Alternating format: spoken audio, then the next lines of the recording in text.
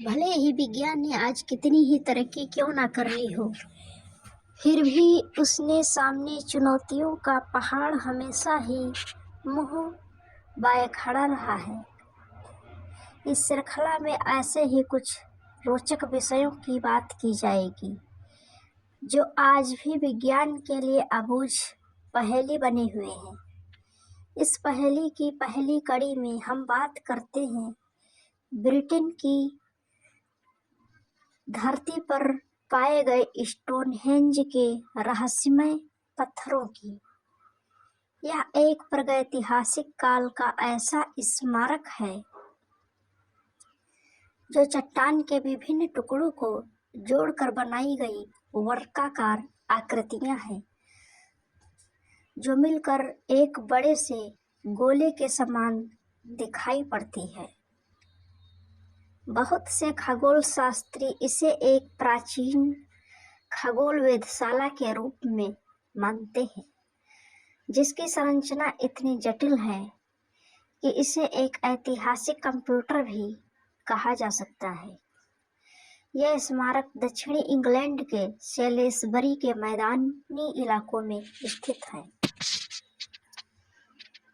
ये पत्थर लगभग 13 फीट ऊंचे हैं और बलुआ पत्थरों से बने हुए हैं। ऐसा माना जाता है कि इनकी आयु 4000 वर्ष से भी अधिक है। पुरातत्व विज्ञान के अनुसार स्टोनहेंज के पत्थर ईसा से 2750 वर्ष पूर्व के हैं।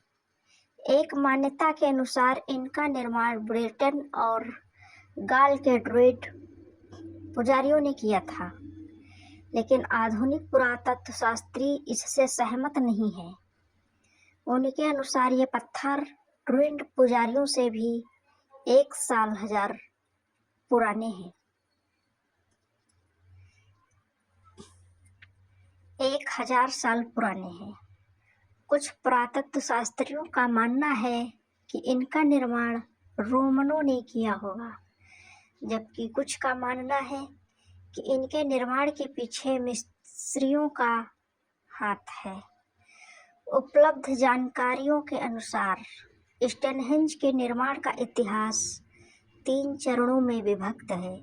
पहला चरण से 2750 वर्ष पहले का है, जिससे स्टोनहेंज के रहस्यमय ओबरे छेद का निर्माण किया गया। इन छिद्रों की संख्या 56 है और इन्हीं के द्वारा स्टोनहेंज की बाहरी परिधि बनी है।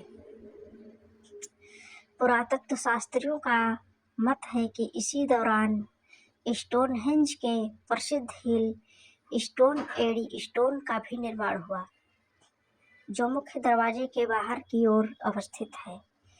स्टोनहेंज की बाहरी परिधि के भीतर 83 नीले पत्थरों के बने दोहरे वृत्त का निर्माण ईसा से 2000 वर्ष पहले माना जाता है। ऐसा माना जाता है कि ये पत्थर हैम्पशायर एवन से मंगवाए गए थे, जो कि लगभग 10 टन वजनी थे। स्टोनहेंज में पाई गई कुल्हाड़ी आदि भी इसी पत्थर की बनी थी। इससे यह पता चलता है कि उस दौरान इन पत्थरों को काफी पवित्र माना जाता था।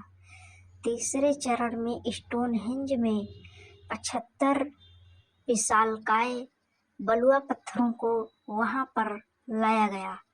ऐसा माना जाता है कि ये पत्थर एवबुरी से 20 मील दूर के इलाके से लाए गए थे। इसके बाद इन पत्थरों को तराशा गया और तत्पश्चात उन्हें लगभग 18 इंच की ढाल वाली जमीन पर स्थापित किया गया।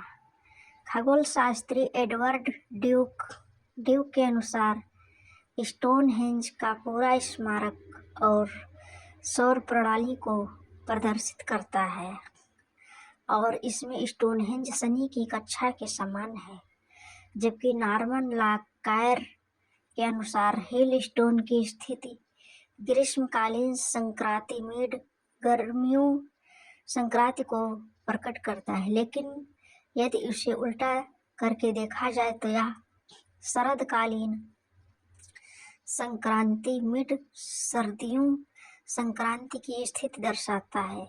उनका अनुमान है कि इनके अध्ययन से विभिन्न प्रकार के कैलेंडर बनाए जाते होंगे।